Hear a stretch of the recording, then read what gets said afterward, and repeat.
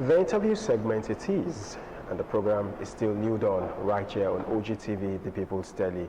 In the next couple of minutes, we are going to be looking at one issue that has actually generated mixed reactions really from Nigeria, and that's actually about one of the major policies of the current administration led by President Bola Ahmed Tinubu, because it has definitely impacted lives. I mean, whether positively or negatively, I mean, the jury is actually out on that. But we are going to be riding on that wave of, this conversation, which has actually dominated media space in the recent days. While some people believe the subsidy removal was not really necessary and that it was not a right step in the right direction, some persons actually believe that the current administration was on point, was spot on, by removing subsidy. Some persons are also even of the opinion that the approach really, that in as much as you want to remove it, the approach really was not thorough, as a matter of fact. These are minimal we are going to be looking at in the next couple of minutes. Our guests are in the studio. Whether they like it or not, yes, they are going to take one side of the divide. They cannot sit on the fence. We have from my immediate right, Jari Oyeshola, a businessman. It's a pleasure having you join us this morning. And to complete the team is engineer Tajuddin Olori, oil and gas expert. Thank you so much for coming. Thank you very much. Good morning, viewers. I'm not going to be doing this alone. My colleague is also here. Yeah, thank you so much, and many thanks for coming, gentlemen. I should start with Engineer Tajuddin Olori. You are the oil and gas expert here, because I think it was the former Vice President, Atiku Abubakar, who promised to reintroduce fuel subsidy if elected to office in 2027, and that has sparked a major political and economic debate. So, can we go that route? Well, good morning once again to everyone listening to us at home. This kind of a statement coming out from the former Vice President of this nation at this time should make one to begin to think the state of mind of our politicians in Nigeria, because this man has been in government. He was part of government that was shouting against subsidy.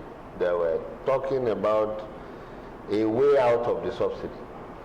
And last election, he partook in that election, and all the presidential candidates at that time were unanimous in the chorus of subsidy removal, because all of them were saying they will remove subsidy.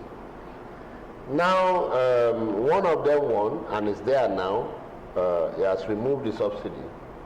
And this same person that was saying, of course, I'm going to remove the subsidy, is now saying that he's going to reintroduce the subsidy. Was it that at the time he was talking about removing the subsidy, he did not know the implication of what he was saying? Or is there anything new that he has seen that he's saying that he's now saying that he's going to bring back the subsidy? Now, has he thought through the process of reintroducing the subsidy? Because what all of them were saying that time was that, okay, corruption, there are lots of rot in the system, government was not having enough money to spend on some other things. Now, subsidy has been removed.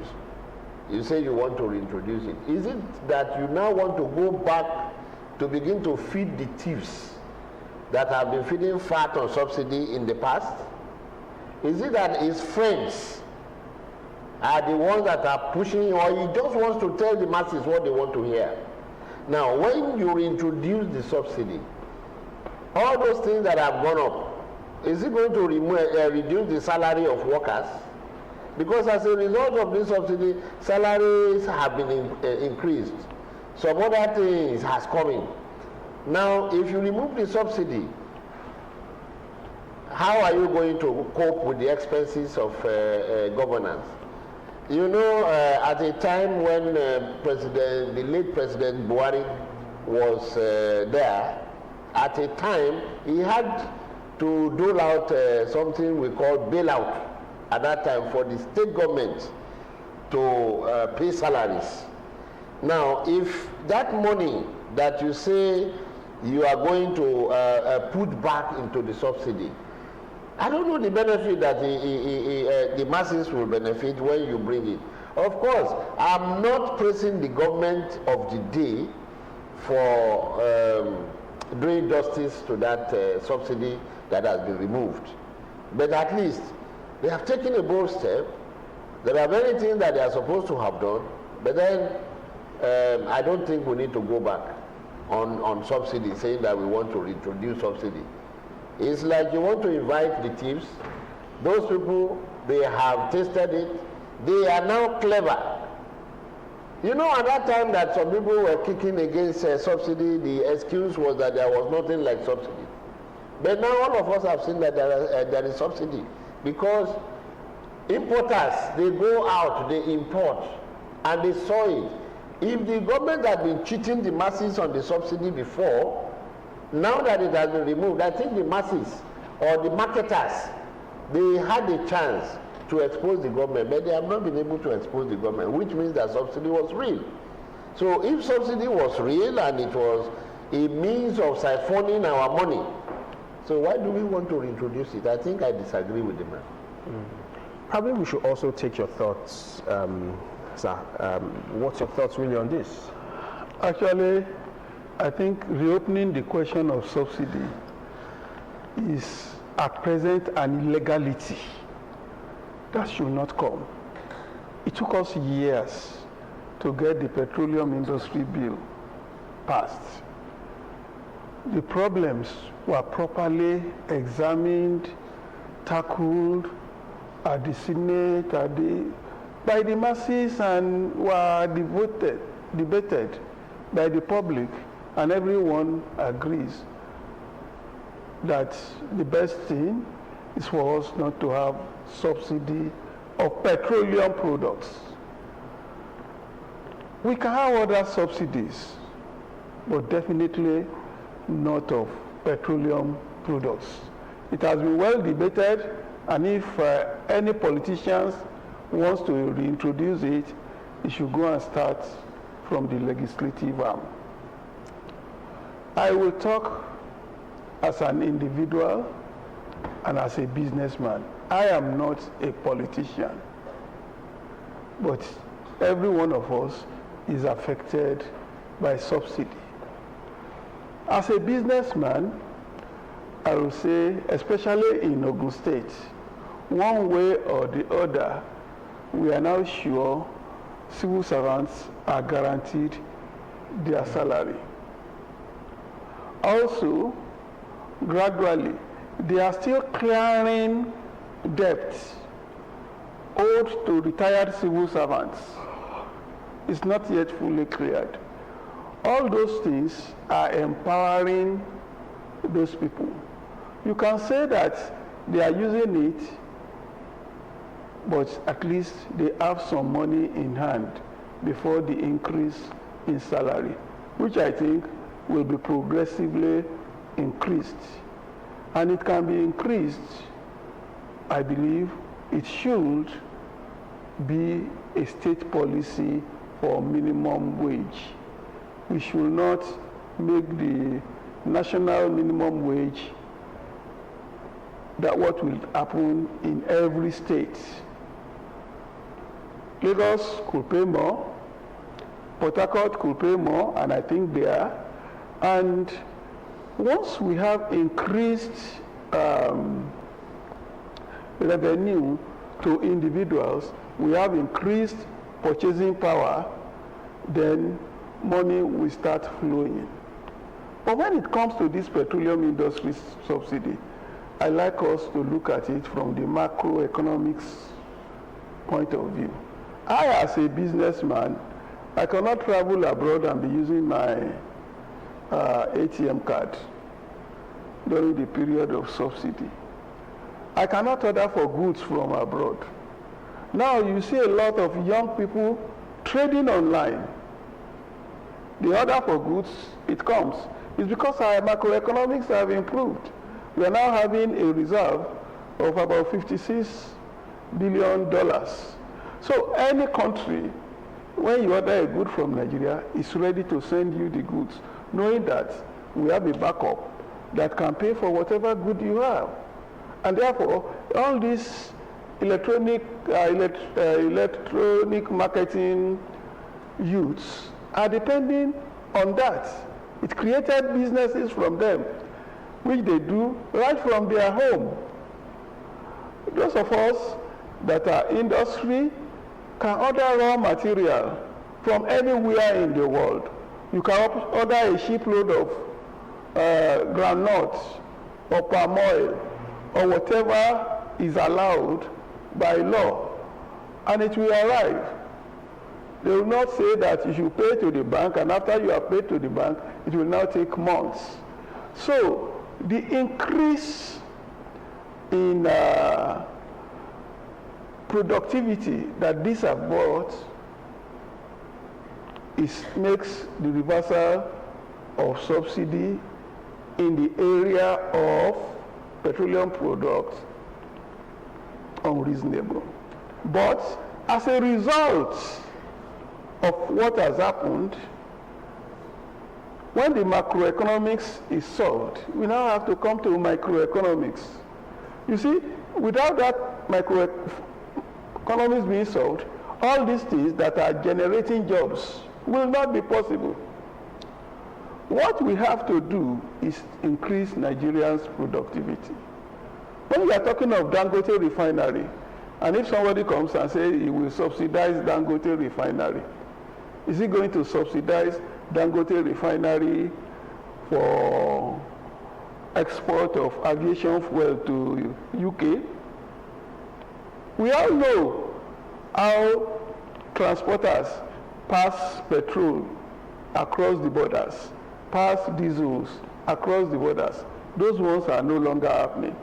Dangote refinery is exporting and is making our macroeconomics better because that is productivity. Now, let us now come to individual level. At individual level, most of us are not realistic before. Everyone wants to come to the office with a car because the fuel is cheap. Now, people manage themselves. We have people that join one another to go to office or to travel. Even at Kuto Garage, you see that a new line of business is there. Instead of taking something to Lagos, you just send your buyer to supply it to one garage somewhere, and they will bring it to Kuto Garage, and you go and collect it. You see, all those things are just increase in productivity. Increase in productivity. But we now need generation of jobs.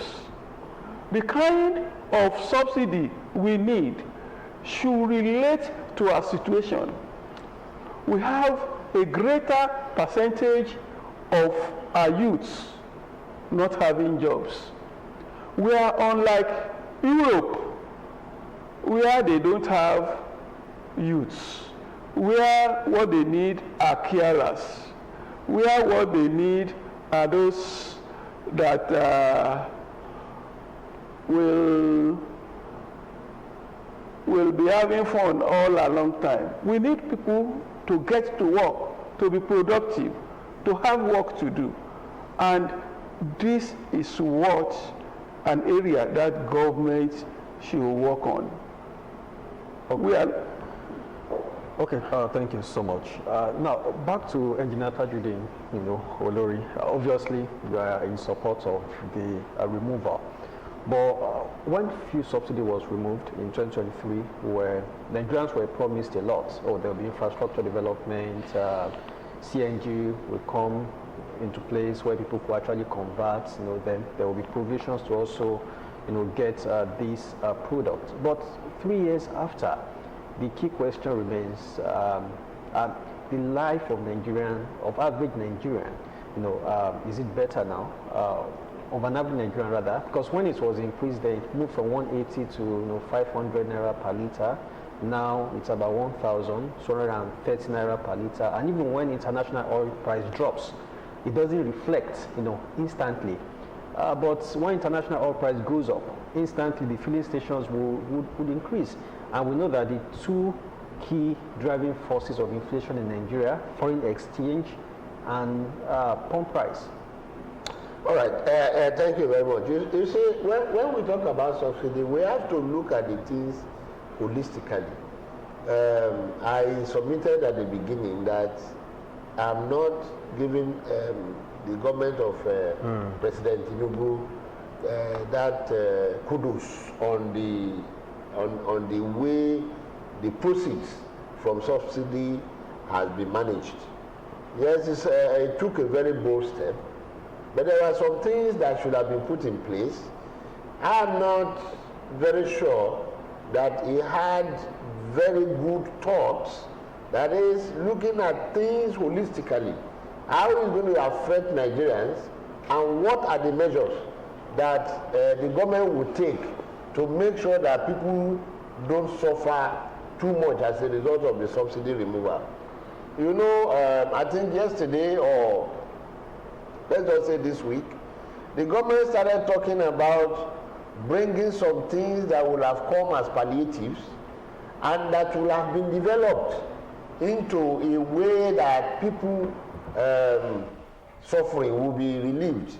They are talking about electric vehicles now. My brother here talked about CNG, making it available. CNG is everywhere.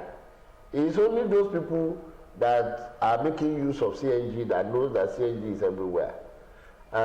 We have CNG producing companies in Abeokuta here, yes, and you have them all over the country. I happen to be directly involved with one of the companies that are producing CNG. So CNG is everywhere. But if you say CNG, where are the vehicles that are going to make use of the CNG? Has the government made the vehicles available? They have not. You have electric cars. You have vehicles that are using gas, but they are not available in Nigeria. It's not that they are not available, it's only big companies and the privileged ones that are using it. If you say that you want to use electric cars that the government is saying that they want to provide now, where is the electricity to charge your vehicles? These are some of the avenues that they should have spent the proceeds from subsidy removal on. If you had improved the supply of electricity, the suffering wouldn't have been this much. If you have used it to provide electricity, you will see that dependence on these petroleum products will have reduced.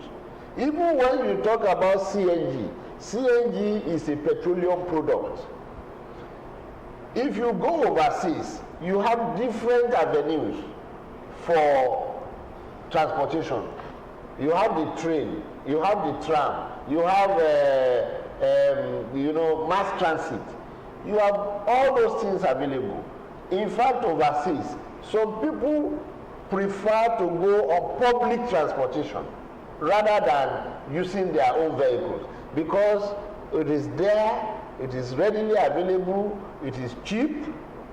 So why would I want to go and waste my money when government has provided the one that when they say it is arriving here 8:30, it will arrive there that's 8:30. So if I'm going to resume work at 9 o'clock, I know the one that I will take. If I'm resuming work at 8 o'clock, I know the one that I'm going to take. So government should have made provision for some of those things that will make life easier for us. Why are the costs of commodities going higher and higher? It is because the cost of fuel is going higher as a result of what is happening in the world. So if we want to somehow be immune, not totally, because whatever has happened in the international market with regards to the oil and gas is going to affect the world. Even the so-called developed countries are also feeling it. But government are the ones that are supposed to make sure that the money are well expended. What I would have expected the former Vice President, Atiku, to say is that I'm going to make sure that this money is well utilized. But to say that you want to take it back, you want to introduce it back, then it means that you want to introduce the suffering. Like Baba in the studio here I just said, that okay, all those positive effects that we have seen from the removal of subsidy, by the time you now reintroduce it, you want to wish all those ones away? There has never been a time in Nigeria that it has been all rosy. Even when I was young, how much was school fees? Maybe 30 naira, maybe 45 naira. But how many people were able to send their children to school? Not many. I knew what I went through before I was able to go to secondary school. But today, you have student loan that is made available. If I had student loan, I would have finished like 4 or 5 years before I finished secondary, before I even finished secondary school, before I went to university. So those monies were not there. If people are saying they have not seen the benefit of a subsidy, I think we are not being honest with ourselves. If we are honest with ourselves, we will know that yes, we are saying that it is not enough. Salaries have been increased. Okay, some people, the argument will be, is the purchasing power okay? The purchasing power, what was our purchasing power? What is our purchasing power? What were those things that we were able to afford that time? What are those things that we are able to afford now? People will talk about, the elders will talk about, during our days, it was better.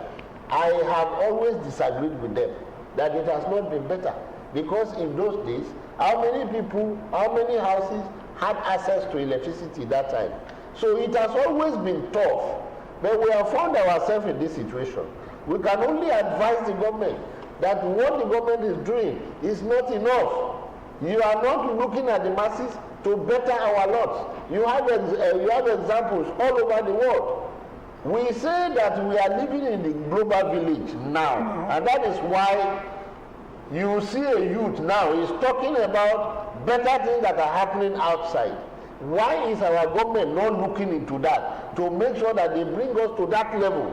But it is not for somebody to now come and begin to play on our intelligence. That people are saying, it's not good, life is difficult, and then because of that one, they now want to use that one to come into power to deceive us.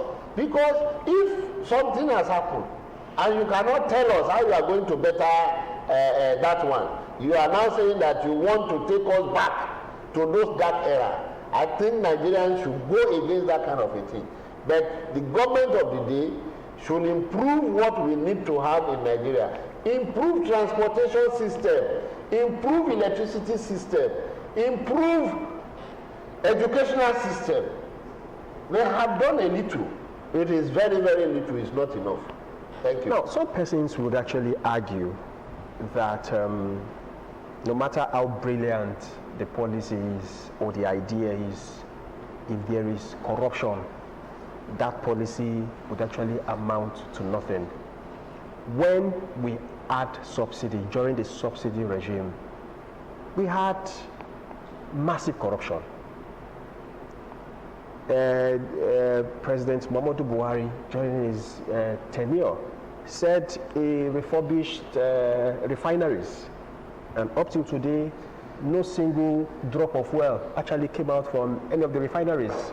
And humongous millions of dollars, if not billions, actually went into that project. At the twilight of his administration, they also had the the Nigerian air scam, as a matter of fact. That's a scam. Millions of dollars also went into that. Who were paying subsidy as at that time? Who were paying subsidy? The subsidy was in place. And then, I mean, quite a number of corruption scandal in actually that administration. And some persons are saying, if you are removing subsidy and you are not addressing the problem of corruption, what you have made possible is that you have actually made more money available for politicians to continue to steal. So rather than remove the subsidy, why not actually go after the thieves that are making the subsidy not to be effective? Why not reduce corruption so that you have more money in place so that you can throw them around? The absence of enough forex, enough dollars, is not because of anything other than corruption. So if we are not addressing corruption headlong, and then we are removing subsidy, I mean, are we not? I mean, even President Bola Ahmed Tinubu, when he was, I mean, before he came into office in 2011, when Jonathan wanted to remove subsidy, one of his comments, or one of the reasons why he resisted it, because he was at the forefront, was that we do not trust our governors, that the governors would actually not, deliver whatever Jonathan is promising to give to them that should trickle down to the states. So these are the arguments of some people who are opposed to subsidy. I mean, are these arguments not valid? I'd like to tell you that the argument of corruption, whether there is subsidy or there is no subsidy, corruption is embedded in our system. If we want to remove corruption, let's go to the mosque and the churches and the babalawos and be preaching moral upbringing. But what will remove corruption is what we have started, is education. It's not, before there used to be no debate, this subsidy or no subsidy. People will not even tell us anything. People will just go and vote. So it's education that is going to remove corruption gradually. It's moral development that is going to... There's corruption is in the church, there's corruption in the mosque, there's corruption everywhere. So if we want to talk about subsidy, anybody that wants to implement anything on subsidy must be ready to tackle corruption as much as possible, even in the home. So my own view... Are you satisfied with the... I mean, recently the Minister of Economy actually told us really what and how they've actually spent the proceeds of that they got from subsidy. And one of the things he said was that removal of fuel subsidy actually came with financial burdens, and so as they were making the monies, they were actually using the proceeds to sort those burdens that the removal of fuel subsidy actually created. Are you satisfied with? I will tell you, I have no issues with corruption. I have issues with how the money is being used. If you say you are giving senators 10 billion, or you are giving members of parliament 2 billion, if they can use it productively in Nigeria, if they are building houses, if they are providing some what do they social call amenities? Social amenities. Social amenities. We are benefiting from it. Once they are not taking the money abroad. But what I want to say is that from where you started, the macroeconomics are now better. We must distinguish between what a state should be able to do and what the national government should do. As far when we are talking, if you introduce subsidy today, you want to tell me that the Abeokuta taximan is going to reduce the price of taxi? I'm not sure that will happen. because he will think that is his own benefit too. I mean, that's the way we think in Nigeria. What sort of things have been reversed after they have increased? How many products do you hear of Price reversal. Price reversal. So let's look at what we need. I believe like he said, transportation is key. The intrastate transportation should be handled by the governor. If a governor in the northeast, where they are having the sun, high, and they can use solar vehicles. In Abeokuta, like he said, we have gas. We should be able to use gas-based something. Some states can declare that within their state you can travel free. Maybe you have to have a tax card. There are countries where public transportations are free. That is subsidy, but it does not have to be on gas. You use the means of transportation that is good for your state. You can be using gas in Ogun State. They are using electric vehicles. And we're having electric vehicles now having, they don't pay import duty on electric vehicles now. So maybe there will be a demand. And when the demand will be there, then we could go into manufacturing electric vehicles. Our universities are saying they are capable of producing electric vehicles. They are capable of producing solar vehicles. But like he said, there is gas.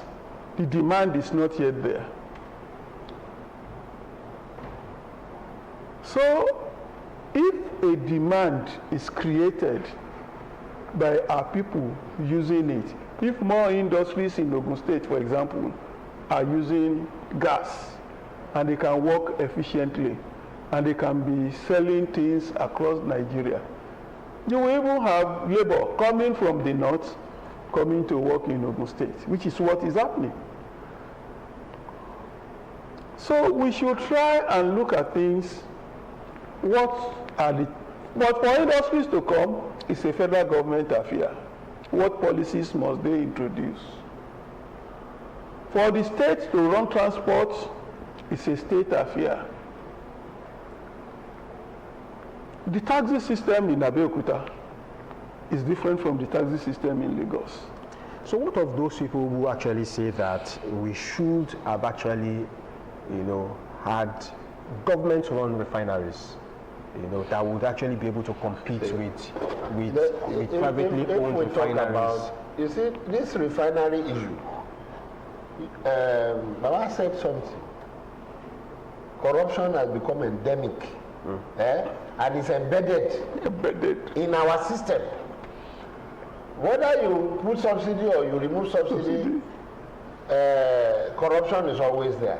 If you go to our schools, you see teachers hiding under the guise of we want to test for starch, for instance. So each student should bring a loaf of bread. Is that corruption or not? How many loaves of bread are they going to use to test for starch? I have witnessed a place where somebody said, okay, all the pupils should bring one agbodo, fish, for them to test for protein. Is that not corruption? If you go to some offices in the ministry, it has nothing to do with petrol. Before they render a service, if you are not ready to give a tip, you might not have your issues resolved. So let's not attribute this corruption to only petroleum sector alone. Now, because of the way Nigeria is structured, at a time I think some ethnic groups were positioning themselves. And some of them has positioned themselves strategically in some sectors in this country.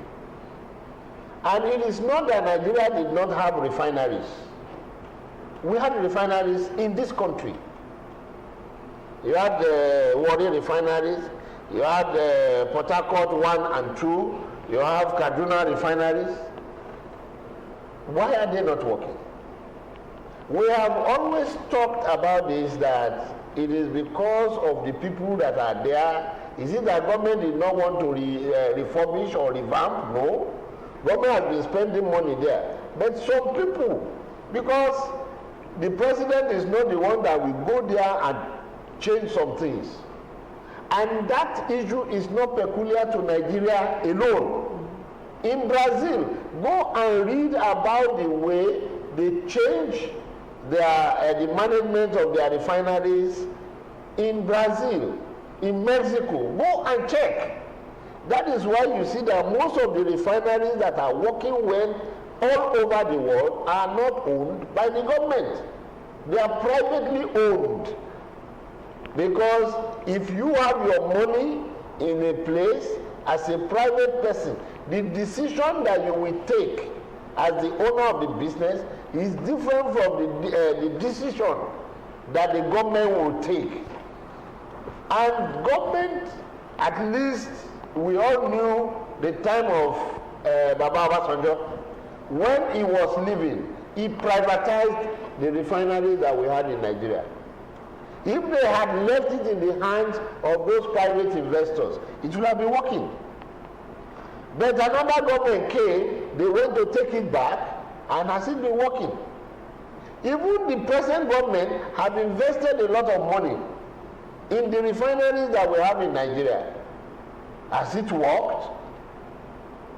There was that noise, euphoria, that it's not working, this and that. But is it still working? Is it that it cannot work? No. Is it that it can never work? No, it's not that it can never work. Or the willpower is not enough. The only way it will work is by privatizing it. Okay, so what if the government... Okay, so let me learn. Dangote is a private investor. Dangote came on board and the refinery is working. What's the difference?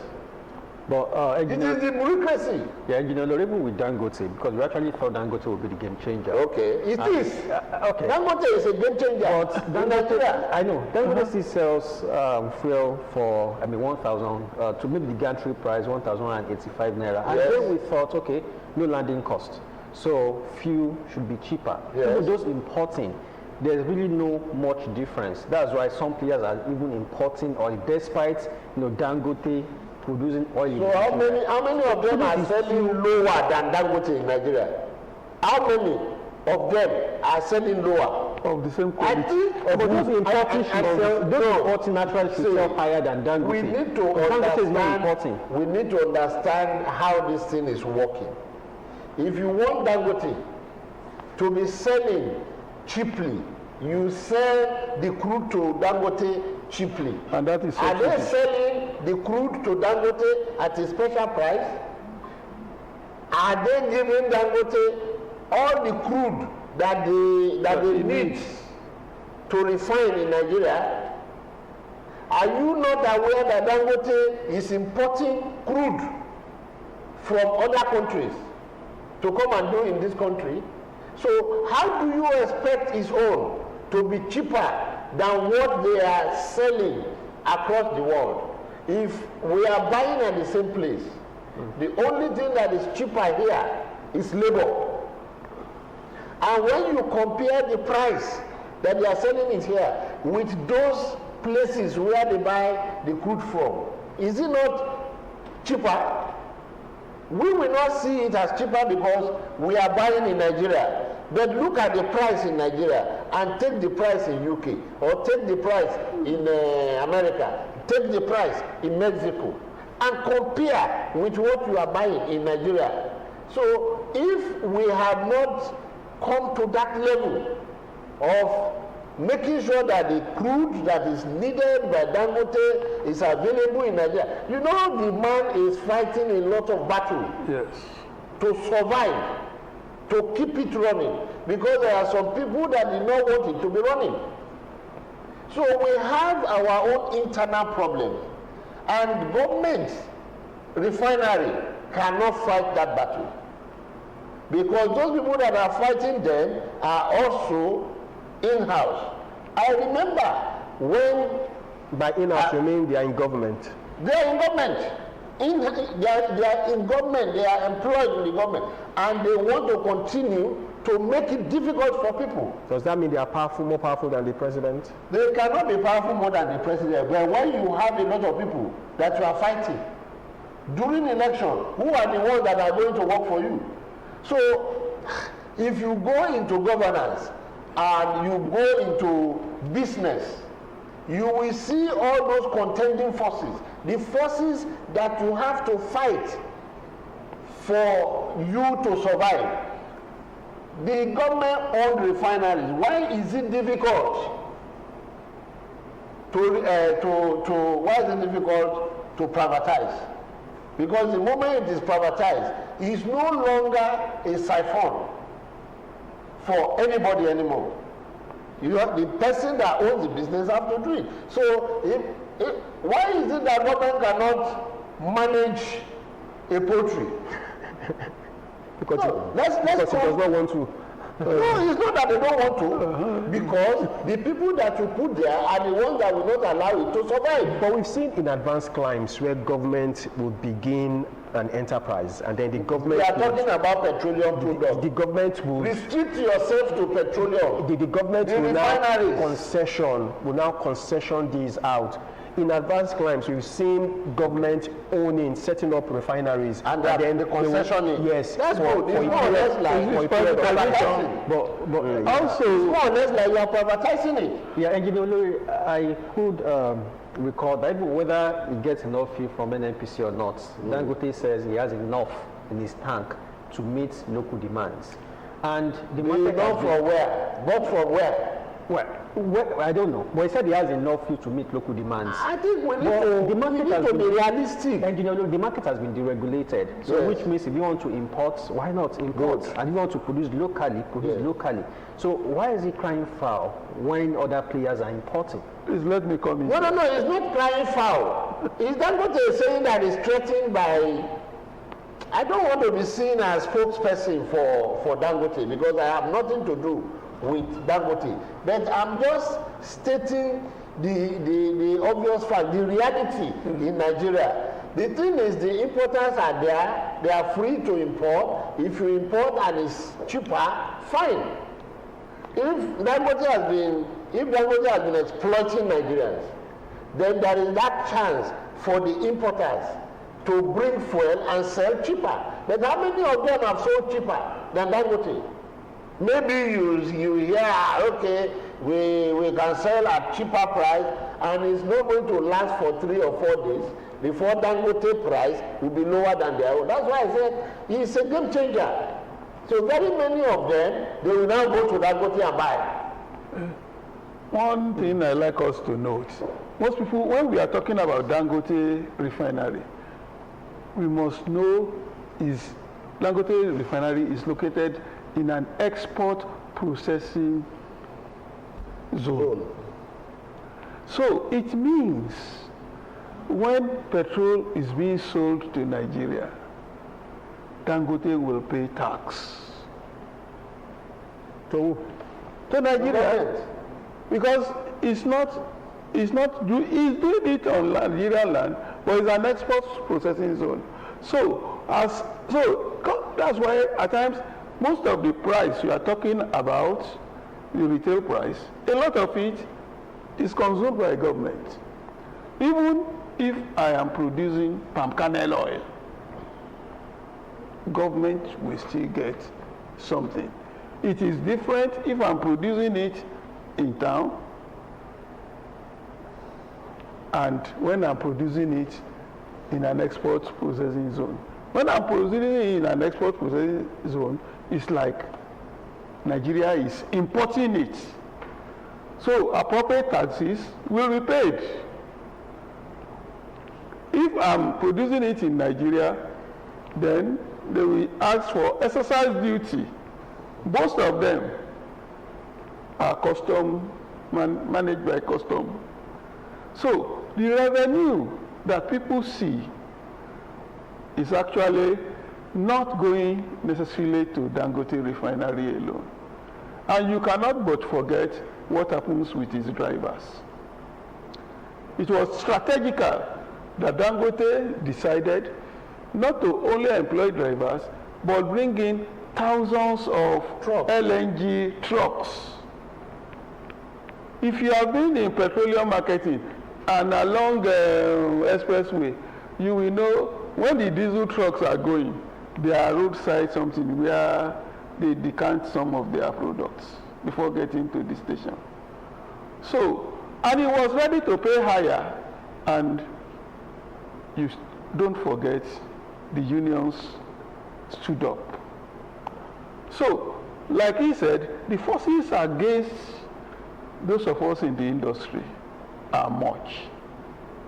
And when you are talking of petrol at the same price, when I was younger, we used to have super, ordinary, different types of grades of petrol being sold.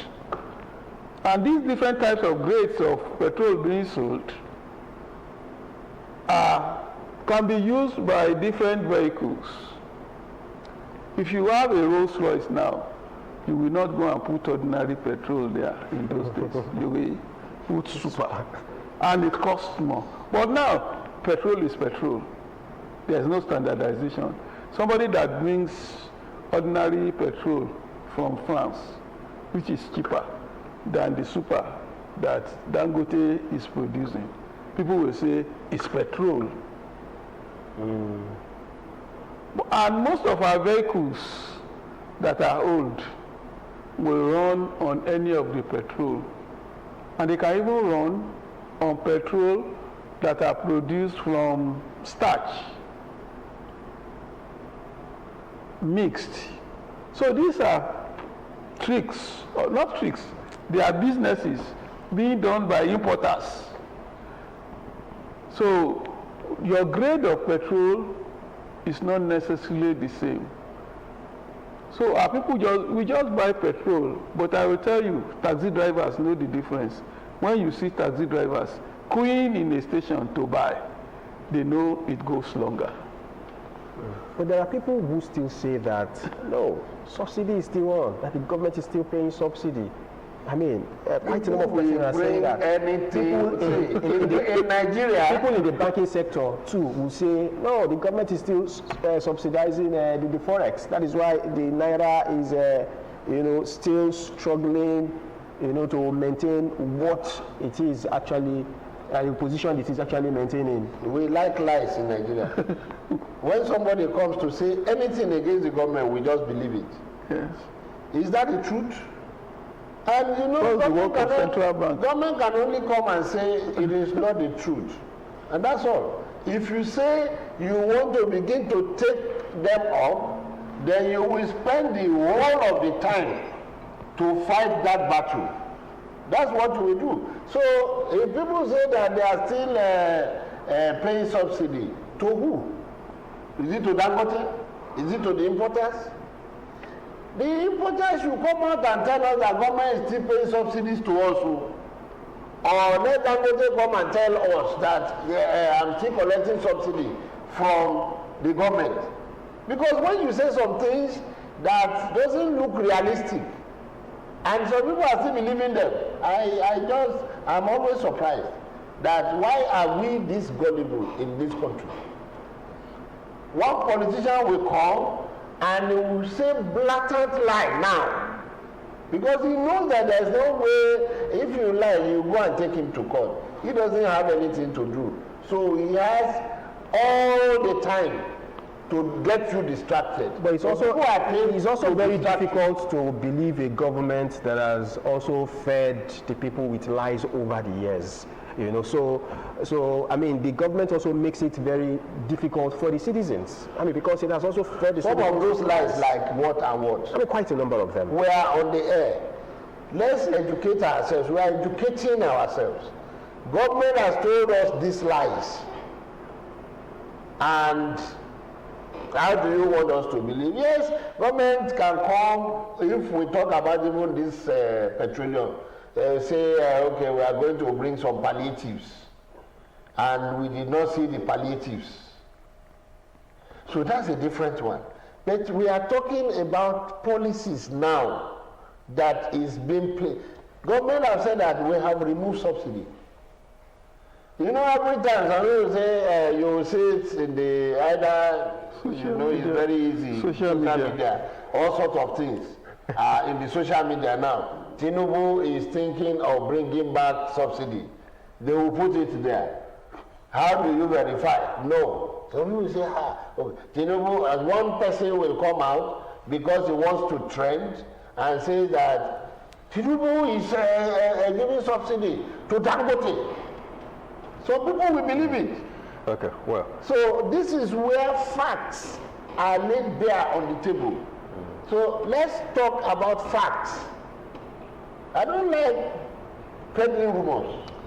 Okay, well, our time is fast spent, but perhaps let me end with you, Chief Jare Oyeshola. Yes. Subsidy is social protection.